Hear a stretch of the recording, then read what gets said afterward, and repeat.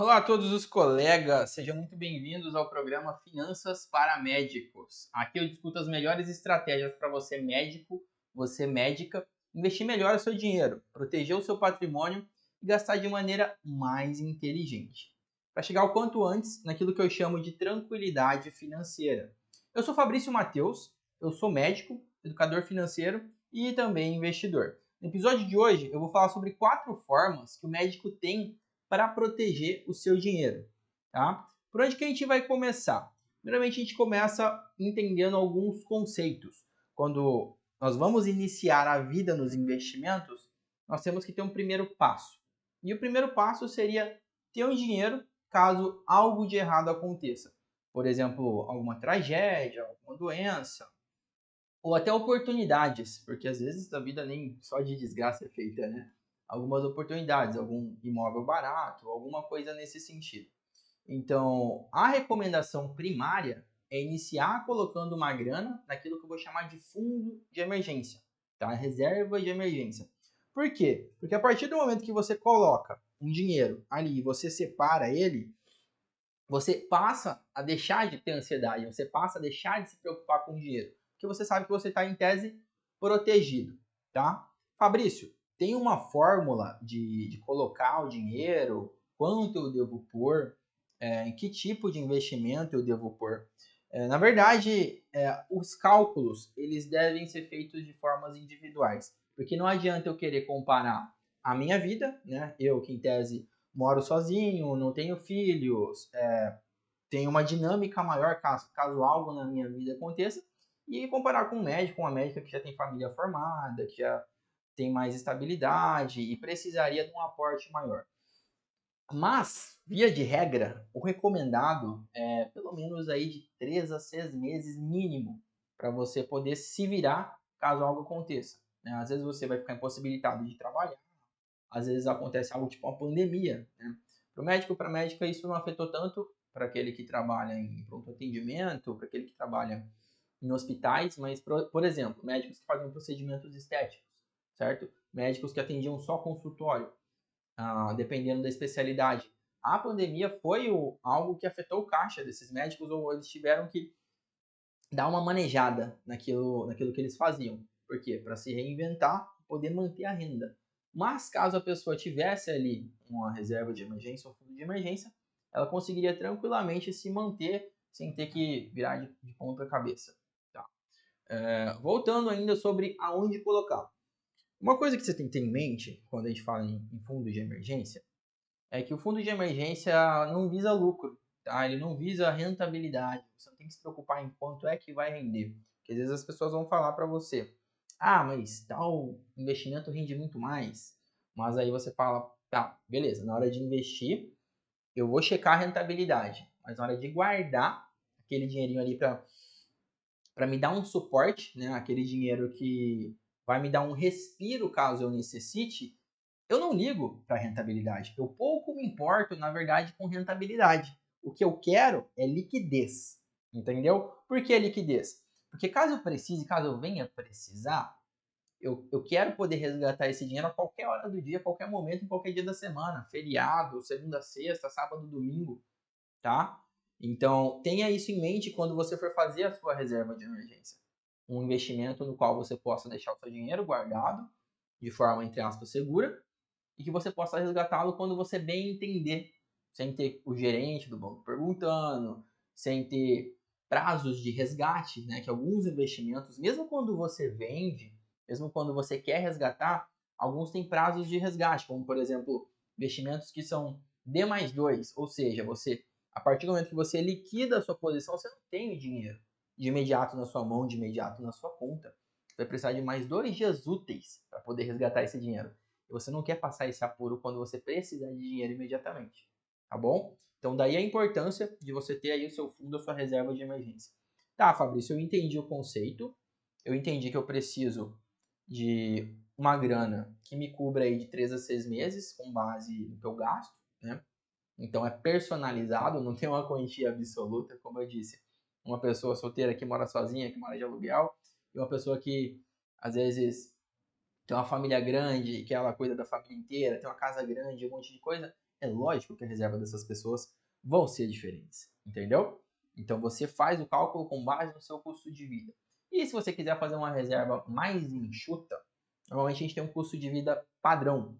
Pensa naquilo, tipo assim, ó, se eu precisasse apertar os cintos, se eu precisasse cortar temporariamente lazer, despesas esporádicas, supérfluos, quanto eu conseguiria reduzir os meus gastos, tá? Porque o que isso quer dizer? Quer dizer que você pode fazer uma reserva de emergência mínima, entendeu? Uma reserva de emergência mínima.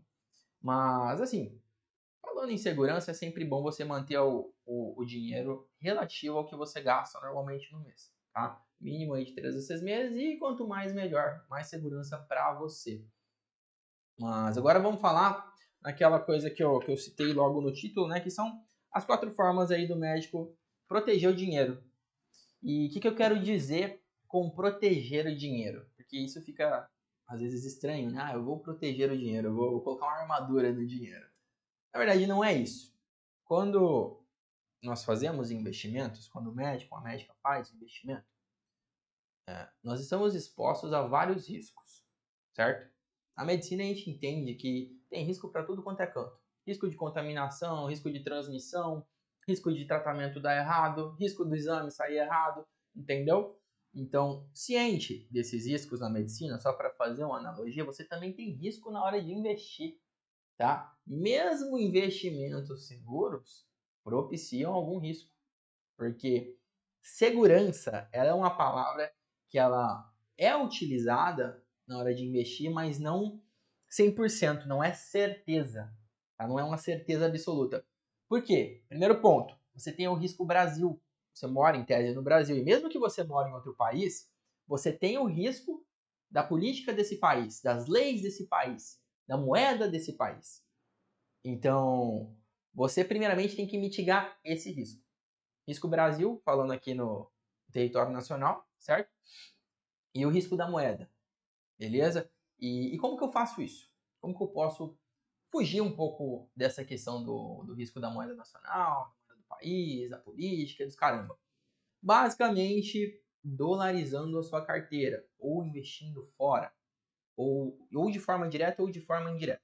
Tá? Então aí a primeira forma que a gente vai ter de se proteger contra uma eventual, sei lá, oscilação política, instabilidade econômica, é colocar o seu dinheiro em moeda forte. Tá? E no momento, a referência mundial utilizada, a moeda vigente neste momento, não quer dizer que vai ser ela para sempre, é o dólar norte-americano, dólar estadunidense. Então, existem algumas formas, certo? A gente poder dolarizar a nossa carteira de investimentos. Uma delas, que é a mais prática, é colocar o dinheiro em ETFs, né? Em fundos de investimento que estejam dolarizados, empresas gringas, empresas de fora. Uma das mais conhecidas, a partir do momento que você abre sua conta na corretora de valores, tem acesso ao home broker, passa a entender essa logística, você vai entender melhor como isso se faz. Se você já investe, isso vai fazendo sentido na sua cabeça. Se não, eu vou fazer outros conteúdos explicando também mais do básico, tá? Mas voltando à questão dos ETFs, um deles chama-se IVVB11, que nada mais é do que um ETF do iShares S&P 500, que ele pega basicamente as 500 melhores, maiores empresas da bolsa norte-americana e investe nelas. Então é como se fosse um índice. Então é como se indiretamente você estivesse colocando o seu dinheiro naquelas 500 empresas. Então, o pessoal que cuida desse fundo, desse ETF, eles administram, tem uma taxa que é cobrada, obviamente, mas a praticidade, né, do que você pegar e investir um pouco em cada uma dessas empresas acaba compensando pela facilidade, pela praticidade e pelo pouco que em tese é cobrado. O IVVB11 você pode comprar uma cota, 2 cotas, quantas cotas você achar prudente, beleza? E dessa forma você está dolarizando a sua carteira, você está dolarizando indiretamente. Por quê? Porque em tese você não está comprando dólar, você está comprando um ativo que é vendido no Brasil, na bolsa brasileira, no mercado brasileiro, só que ele está investindo em ações norte-americanas, tá? Fica complicado de entender? Se ficou alguma dúvida, é só me perguntar, mandar um inbox, mandar um direct. A gente vai estar procurando esclarecer isso melhor. Mas essa é uma das formas falando em dólar, tá? Outra forma de dolarizar a sua carteira é basicamente comprando dólar, comprando moeda dólar. E como que eu faço isso, Fabrício? Basicamente você pode usar de casas de câmbio, você pode usar do seu próprio banco, às vezes o banco tem esse serviço, tem essa oportunidade, certo? Você pode investir em fundos cambiais, tá? Tudo isso dentro de uma corretora de valores, tendo uma conta dentro de uma corretora de valores, você consegue. E aí é basicamente uma questão de análise de taxas. Você analisa as taxas, você analisa o que é cobrado, vê as entrelinhas, né? Sempre quando você for colocar uma quantidade de dinheiro, seja ela significativa ou não, procure entender onde é que você está colocando para não ter surpresa mais para frente, porque principalmente em se tratando do Brasil, a carga tributária aqui é muito alta, né? Cobra-se muito imposto em tudo aquilo que a gente faz.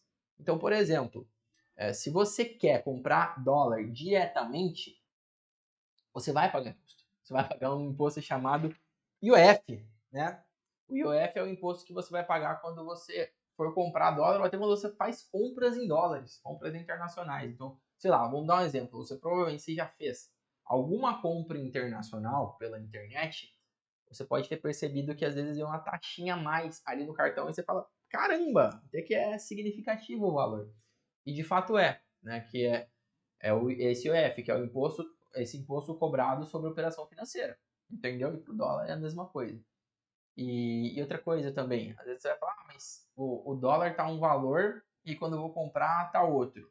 É porque tem uma discrepância entre dólar turismo e dólar comercial, né? Geralmente o dólar turismo ele tende a ser mais caro. Então quando você for querer de fato investir, querer de fato diversificar, se proteger, você não vai parear esse valor no dólar turismo, e sim no dólar comercial, tá? Que é o dólar relativo ao câmbio.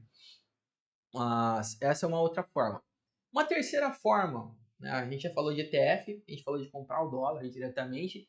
Uma terceira forma seria criptomoedas stablecoins. Como assim, Fabrício? Você já está viajando pra caramba. Vamos lá. Para fazer uma analogia, maior entendimento com a medicina, vamos usar dos medicamentos genéricos. Os medicamentos genéricos eles costumam ter os mesmos princípios ativos.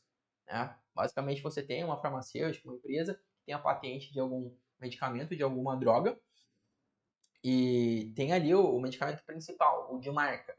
Só que, aqui falando aqui em Brasil, quando tem essa permissão, né, da produção pelo princípio ativo, sem necessariamente levar a marca, as outras indústrias, as outras marcas farmacêuticas fazem o medicamento genérico.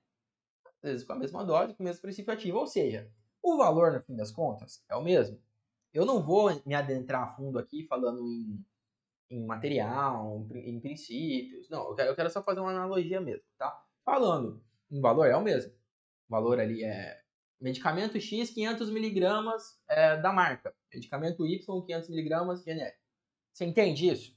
Então, quando a gente fala em criptomoedas, em criptoativos, lastreados em dólar, que seriam as stablecoins, fala-se stablecoins justamente por isso, por elas serem estáveis, pareadas com a moeda, existem algumas no mercado, como por exemplo a USDT, como por exemplo a DAI, D-A-I, que inclusive é uma moeda que eu invisto.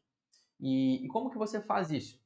Você compra essas moedas, na maioria das vezes, dentro de uma corretora de criptomoedas. As corretoras nacionais não costumam tanto fazer a venda desses ativos, mas você consegue facilmente em corretoras internacionais.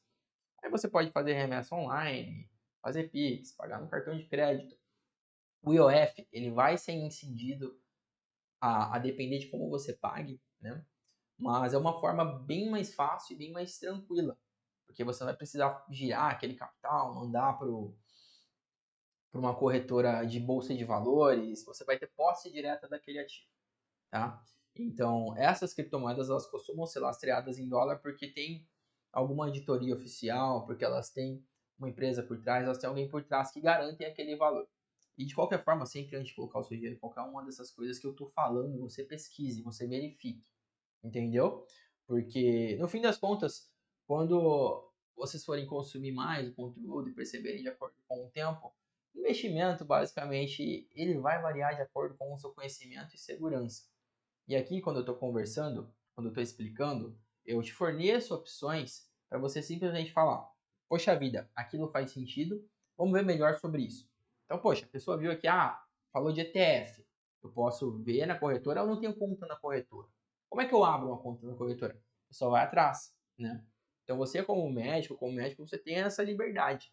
E, igual eu disse, caso hajam dúvidas, é só entrar em contato.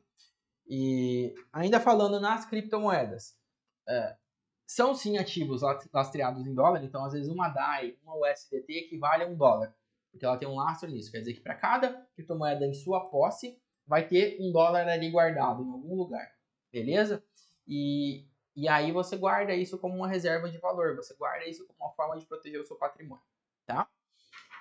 Agora vamos para um terceiro que eu julgo também bem importante, bem bacana e importante, que chama-se ouro.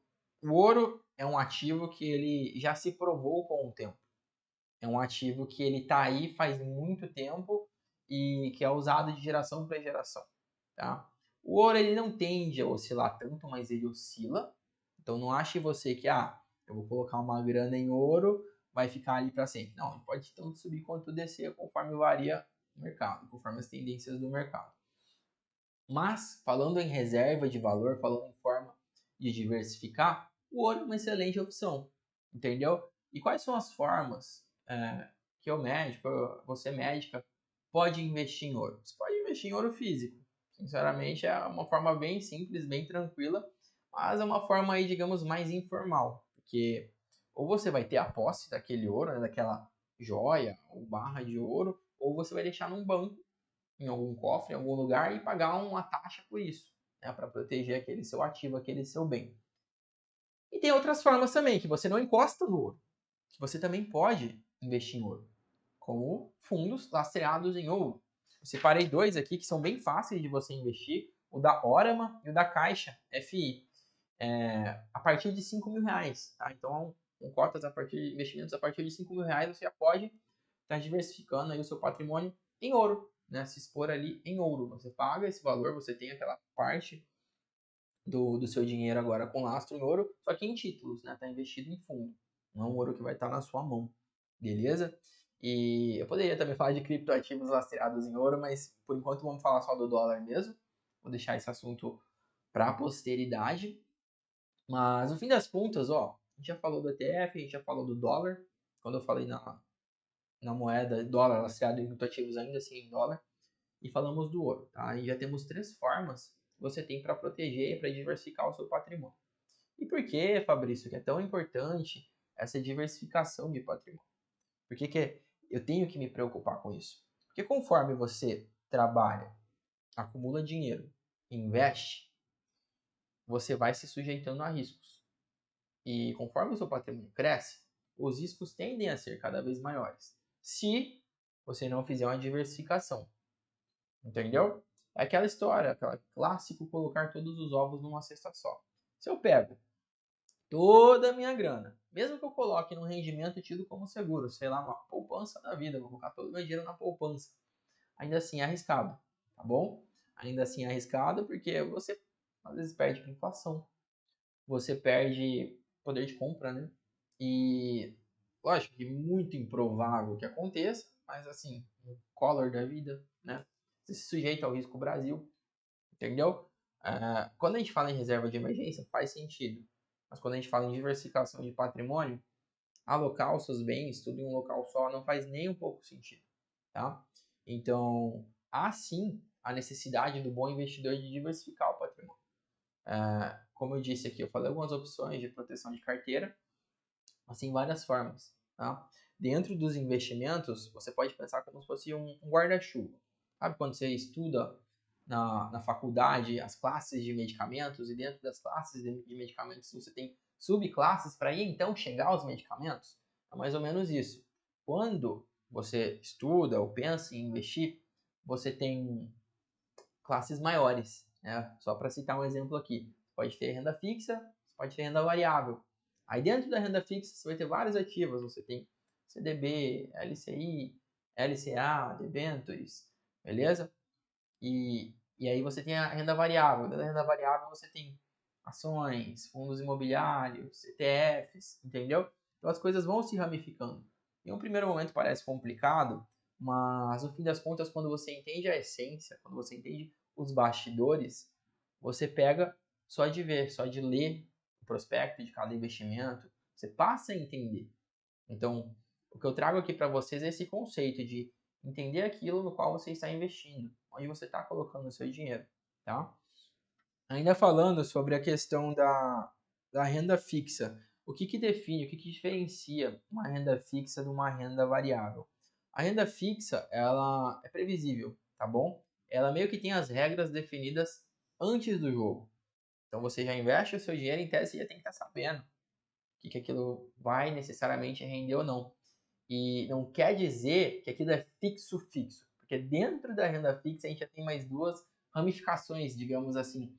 Pode ser uma renda fixa pré-fixada e uma renda fixa pós-fixada. E dentro dessas duas subcategorias existem suas vantagens e desvantagens. Por quê?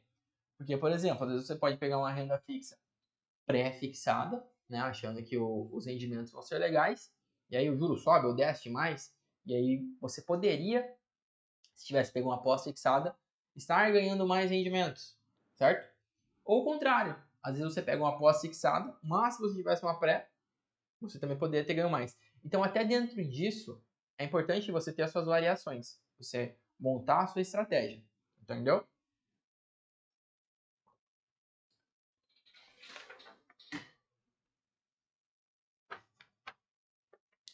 Então, a gente falou aí, né, das duas categorias dentro da renda fixa. Dentro da renda variável, você tem opções de comprar. Eu vou citar aqui dois exemplos, tá? As ações e fundos imobiliários. As ações são pedaços de empresas, basicamente, falando a grosso modo.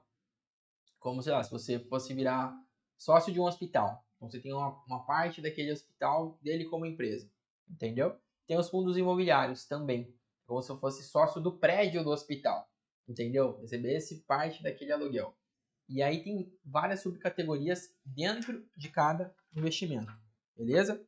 E aí você pode me perguntar, Fabrício, quais proporções que eu devo usar dentro da renda fixa, dentro da renda variável, dentro de Bitcoin, dentro de criptomoeda, dentro de dólar? Não tem uma proporção exata. Por quê? Porque cada pessoa tem um nível de tolerância, um nível de conhecimento. Então, o médico ou a médica não vai fazer um tratamento baseado só, às vezes, na doença, porque uma única doença pode ter mais de um tratamento. Então, às vezes, chega um paciente que está com dor. Vamos lá, pegar um sintoma, dor. Existem milhares e milhares e milhares de analgésicos. Você pode escolher qualquer um deles. Só que aí você vai ver se o paciente tem alergia, você vai ver se o paciente está com uma dor muito intensa, uma dor mais moderada, uma dor mais fraca. Você vai ver se aquela dor é contínua ou se ela vem de vez em quando. Então, investimento é a mesma coisa, tá? Então, não adianta eu querer pegar uma pessoa que é sabidamente ansiosa e querer que ela invista toda a grana dela em renda variável, por exemplo. Né? Porque se ela investir toda a grana dela em renda variável, ela vai tender a não conseguir dormir bem, a não ter o dia a dia bacana, porque ela vai sempre checar quanto é que está rendendo, quanto que subiu, quanto que desceu. Então, para essas pessoas que são sabidamente ansiosas, é prudente iniciar investimentos mais conservadores, que são aqueles, né, renda fixa, pré-fixado, alguma coisa nesse sentido, que provavelmente não vão render tanto assim, né, a rentabilidade não vai ser tão alta, mas vão fornecer um maior conforto mental, tá? Então, quando a gente entra nessa história de investir, a questão da mentalidade ela é muito importante, tá? Então, aí você tem uma pessoa que ela é mais radical, uma pessoa que ela já tem uma grana boa, ela já formou uma reserva de emergência, ela já até tem um dinheiro guardado ali investido em renda fixa. Pô, talvez seja o momento certo para essa pessoa entrar numa renda variável, para ela se expor mais.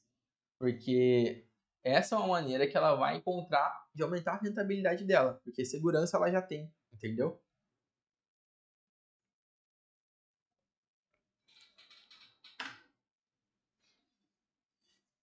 E outra pergunta que as pessoas fazem: eu devo me expor a tudo? Devo colocar meu dinheiro em tudo? Colocar em todos esses investimentos diferentes, esquisitos e diferentões que você falou? Também não, tá? É aquilo, tudo vai de acordo com o perfil da pessoa e o resultado que ela quer buscar. Porque se eu quero resultados altos, obviamente eu vou correr um maior risco. Entendeu? Então não adianta que você querer resultados maiores em menor curto espaço de tempo. Isso não vai acontecer. Tá? O investimento, para ele ser rentável, você tem que pensar em médio e longo prazo, principalmente no longo prazo. E você tem que pensar também em aporte e não em rentabilidade propriamente dita. Como assim, Fabrício? Pensar em aporte. Aporte é aquele dinheiro que você separa para investir, de preferência todo mês, depende de como você trabalha, toda semana, cada 3 meses. Seus aportes têm que crescer, porque a mágica do juro composto, ela acontece independente de você estar investindo em renda variável, em renda fixa, em fundo de câmbio, em outras coisas, entendeu? Porque quando você tem algo rendendo, o que importa é você colocar mais e o tempo ir passando, tá? Lembrando que eu estou falando de investimentos, tá? E não das reservas de valores, das outras coisas, porque às vezes o pessoal confunde, pega, vou colocar aqui num fundo de ouro, num Bitcoin. Isso daí até dá dinheiro, até pode subir, mas isso não rende. São reservas de valores. Você entende que o ouro por si só é um ativo, o Bitcoin por si só, mesmo sendo digital, ele é um ativo. Então ele não vai igual o investimento em renda fixa, renda variável, poupança ou qualquer outra coisa desse tipo, te render, te pagar juros. Você vai ganhar conforme cresce o valor. Por isso que eles são às vezes indicados para proteger patrimônio e diversificar patrimônio. Tá? Mas voltando, tá? Voltando aqui na questão, só para fazer essa ressalva que é importante, porque senão dá a entender que tudo o que você colocar a sua grana vai render alguma coisa. Rende indiretamente, tá bom? Não que te paguem dividendos, não que te paguem uma parte daquilo, mas rende na valorização, digamos assim, do ativo. Então, o importante é isso, você ter aporte e tempo, aporte e tempo. Porque tanto ativos que são escassos, né, o ouro é escasso, o Bitcoin é escasso, eles têm uma tendência a aumentar de preço por causa da deflação, né? São moedas deflacionárias. Quanto mais pessoas entram no mercado, quanto mais pessoas querem comprar ouro, mais pessoas querem comprar Bitcoin, menos ouro eu tenho, menos dinheiro eu tenho, né? Menos dólar eu tenho, menos coisas eu tenho. Desculpa, eu falei dólar, né? É até bom para a gente entrar em outro assunto. Moedas inflacionárias. A partir do momento que você tem moedas que podem ser emitidas à torta e à direita, você tem um outro risco, tá? Então, se você for pegar aí a emissão de dólar nos últimos tempos, foi bem maior do que nos últimos anos. Então, nos últimos meses, emitiu-se dólar mais do que nos últimos anos. O que isso quer dizer? Quer dizer que, provavelmente no curto e médio prazo, o dólar vai perder um pouco o seu poder de compra, tá? Porque se eu tenho mais dólares circulando no mercado e não aconteceu nada para isso, foi mera emissão, você tem inflação. Então, essa é a grande sacada quando você vai para esses outros ativos de reserva de valor, que são ativos escassos, né? Ativos escassos, eles tendem a ter deflação. Então, só para citar exemplo, o Bitcoin tem 21 milhões de unidades. Então, se você for comprar uma fração, ou que seja, vamos dar um exemplo aqui de um Bitcoin, quer dizer que é um Bitcoin a menos, que as pessoas não vão poder comprar. Se as pessoas não vão poder comprar e futuramente a gente vai ter mais uma demanda maior do mercado, tanto para metais preciosos quanto para esses outros bens, a tendência é que o valor deles subam, certo? O valor deles subam. Mas de nada adianta você comprar, investir, colocar o seu dinheiro nisso, se você não entender o porquê de estar fazendo isso, tá? Então, sempre que você colocar sua grana em algum lugar, tenha ciência. Eu estou colocando minha grana nisso porque eu acho que é mais seguro, apesar de que vai me render menos. Eu estou colocando minha grana nisso porque eu sei que é um ativo que ele não me rende dinheiro, mas no longo prazo ele vai provavelmente se valorizar porque ele é escasso, tá? Então, é passar a ter esse raciocínio de background. Eu quero dolarizar minha carteira, eu vou comprar cotas de um fundo brasileiro, mas que está exposto em dólar, em empresas norte-americanas, para que eu não corra tanto assim o risco Brasil. Você entende? A partir desse momento que você pega o raciocínio por detrás, as coisas passam a fluir melhor. As suas escolhas passam a se tornar mais acertadas. Porque a gente não quer insegurança, a gente não quer ansiedade, a gente não quer roleta russa, tá? A gente quer tranquilidade financeira, entendeu? E isso começa o que eu falei lá no começo, diversificar o patrimônio, entender um pouquinho que seja de cada tipo de investimento, tá? Eu falei de 4 formas, né, de proteger o seu dinheiro. Então, o médico pode proteger o seu dinheiro comprando dólar, né, dolarizando parte da sua carteira de investimentos. O médico pode proteger o seu dinheiro se expondo em ouro, né, comprando ou o próprio ouro físico ou títulos de ouro. O médico pode proteger o seu dinheiro com o Bitcoin, né? Eu não entrei diretamente no Bitcoin, mas eu vou falar dele. O Bitcoin, na verdade, é uma criptomoeda, é um ativo digital que ele tem um limite de emissão. Quando eu falo Bitcoin, tá? Não entendam aqui pessoas que vão ficar em posse dos seus Bitcoins. O Bitcoin tem que estar na sua posse, tá? Então, é até um assunto que eu vou conversar mais pra frente, porque tem muita gente dando golpe. Então, sempre quando você vê criptomoeda, Bitcoin, qualquer coisa desse tipo, liga o alerta. Liga o alerta de golpe, de fraude, por quê? Muita gente tem se aproveitado, por ser uma novidade, por ser recente isso, para pegar quem não sabe, né? Às vezes as pessoas colocam dinheiro, elas estão achando que estão comprando um ativo, mas elas estão deixando dinheiro na mão de pessoas mal intencionadas e aí na tela ali é algo virtual que não existe, tá? O Bitcoin, você pode comprar e colocar numa carteira, uma carteira sua, digital mesmo, entendeu? Isso eu vou ensinar melhor em outra oportunidade.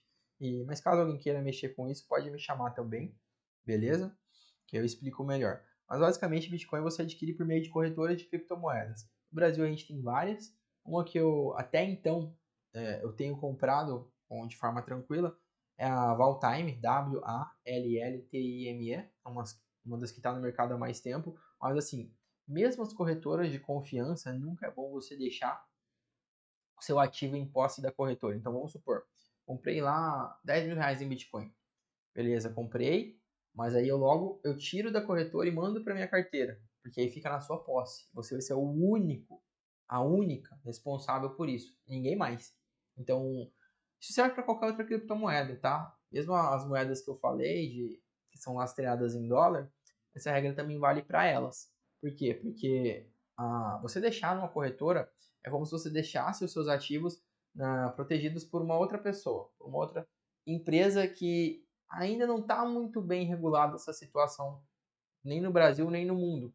Porque criptoativos, eles, diferente de moedas fiduciárias, que elas são mais rastreáveis, né?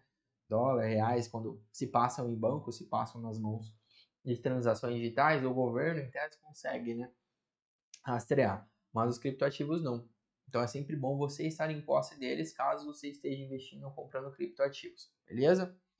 Então essa é a terceira forma aí, vamos lá. E a quarta forma que eu gosto de falar para se proteger é uma forma que você só deve entrar nela um pouco mais para frente, quando você já tiver um bom patrimônio, uma boa quantia de dinheiro colocada nesses outros tipos de investimentos ou de reserva de valor.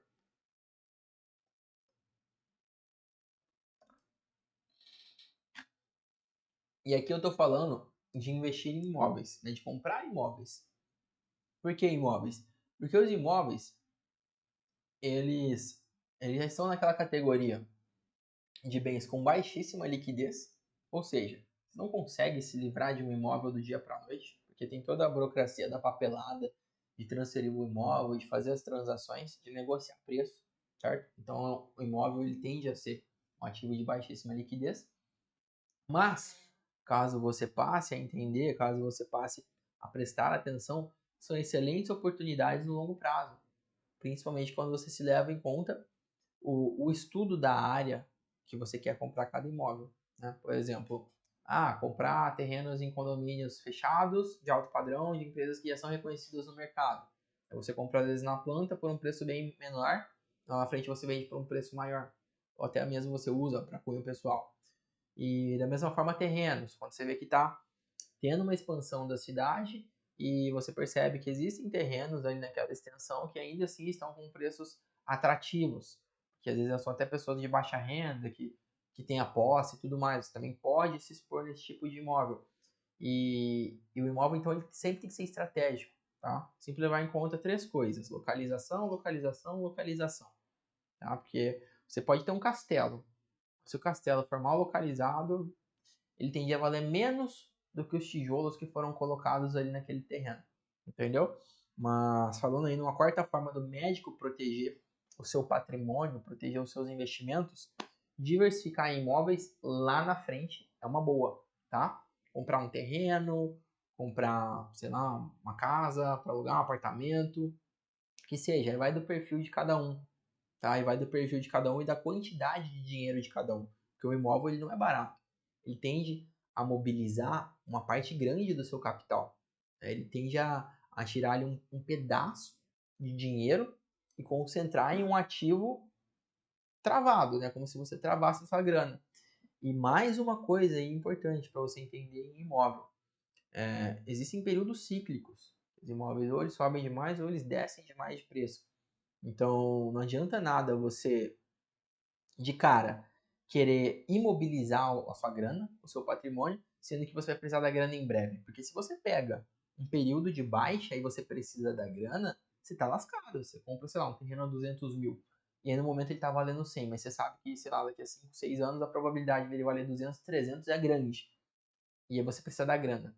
Aí você vende por 100, aí não adianta. Por isso que eu falo, o imóvel ele é para quem já tá lá na frente.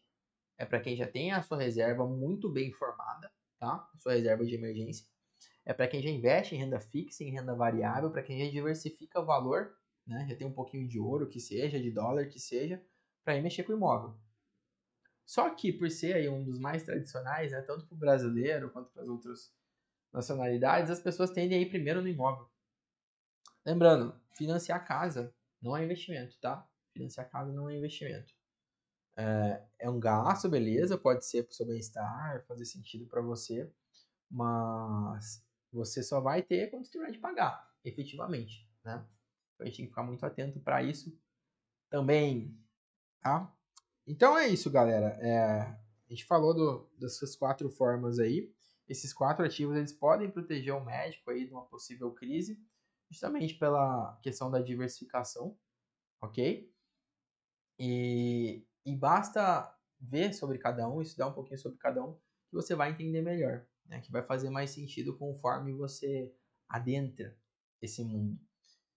No primeiro momento pode ser difícil para o médico ou para a médica olhar para tudo aquilo e falar, nossa, eu não vou entender, são 1 milhão de nomes, 1 milhão de coisas. Só falar uma coisa, você passou provavelmente 6 anos da sua vida numa faculdade de medicina, tá?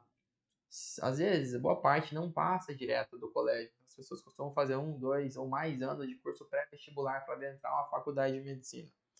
E depois ainda você se especializa. Você gasta mais 2, 3 anos se tornando um especialista ou trabalhando que seja.